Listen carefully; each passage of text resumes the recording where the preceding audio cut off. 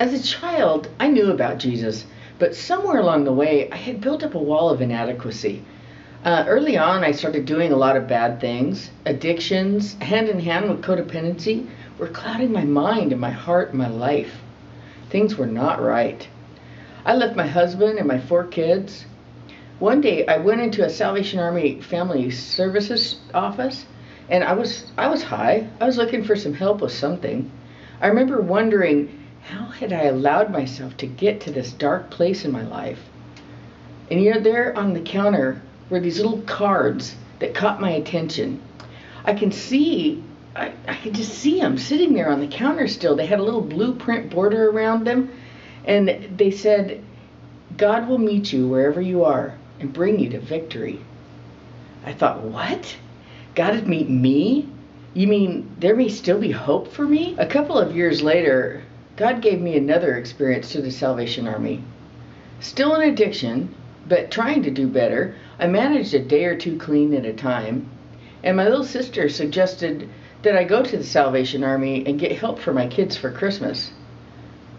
I went there, and I was welcomed, even though it had been very evident that I'd been up all night using and I was coming down. But I was treated with dignity and respect. Maybe there was something about having God in your life every day that made you worthy, and I wanted that. I hoped Jesus still loved me. Within about a 5-month period, I had been able to get up almost a week clean at a time, and a few different times. But there was still this pain growing inside of me. I could see a different way, but I couldn't get there on my own. I could see my kids and everyone around me suffering. There was crying, confusion, pleading, and prayer.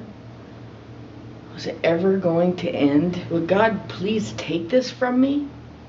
One day came a raid on my house by task force. I knew immediately that however scary or devastating this was going to be, it was okay, because this was a gift to me, a gift from God. Although the trials didn't stop immediately, my journey to grow a relationship with God began. It was tough learning how to trust God. I didn't even know how to trust me. But I now have 11 years clean and sober. I've given my life to the service of Christ through the Salvation Army. Psalm 139, verses 23 to 24 tells us, "Search me, God, and know my heart. Test me and know my anxious thoughts. See if there is any offensive way in me, and lead me in the way everlasting." I don't have all the answers, but I have the assurance that comes from a relationship with Christ. I am here to tell you that Christ is seeking you, and that He too will find you wherever you are and bring you to victory.